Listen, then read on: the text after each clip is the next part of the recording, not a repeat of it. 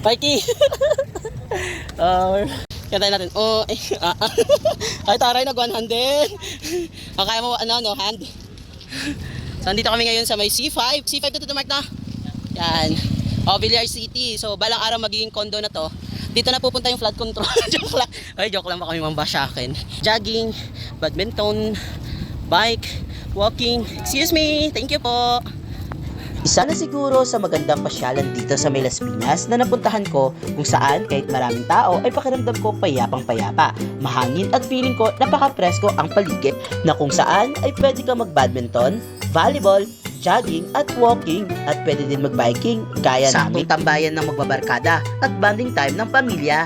Pwede nyo ring dalhin ang inyong mga chikiting at sabay na dito kumain. Kapag may pet kayong dala ay pwede.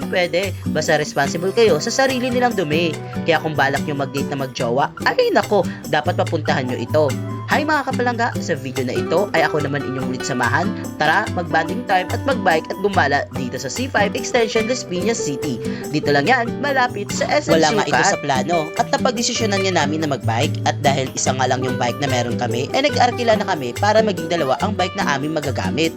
Angkas nga ni Marky si Pia sa bike ni Jedrick at si Jedrick naman sa bike na aming inarkilahan. Pero kapag sa highway na at maraming sasakyan, eh ako na muna ang nagdadala. Pagpasok nga namin dito sa May Gatchalian, eh si Jedrick na nga ang pinadala ko ng bike. Wala naman kasi masyadong sasakyan dito. Sila na nagbabike habang ako naman ay naglalakad. Di ko naman pwedeng angkasan si Jedrick sa bike na aming inarkilahan kasi nga ito ay medyo maliit at mahirap angkasan. Kaya naglakad na lang ako at syempre exercise na rin para lumiit ang tiyan ko. Kaya naglakad na lang ako. Nung nakarating na nga kami sa may C5, eh nag-decide na kami na kung sino mauunang gumamit ng bike at kami na nga ni Mark unang nag-ikot. Naghintay na lang sa amin sina Pia at Jedrick. Solo muna namin at nag-ikot na nga kami. Nagulat nga kami kasi malayo pala ito at mahaba kaya masarap mag-bike at ang kagandahan dito ay mahangin, nakaka-enjoy siya, malawak at kung gusto nyo din makapunta sa kabila ng the tent ay tatawid lang kayo sa may kabila. Maganda at malawak din doon. Doon masarap maglatag ng tala at para inyo na ring upuan kasi doon ay madamo. Kung may sasakyan kayong motor or kotse, naku, pwede dito. Kaya mga kapalangga, hanggang sa susunod kong video ay ako naman inyong samahan para mapuntahan at matikman ang mga nag-viral na lugar at masarap na pagkain. Hanggang sa muli, bye-bye!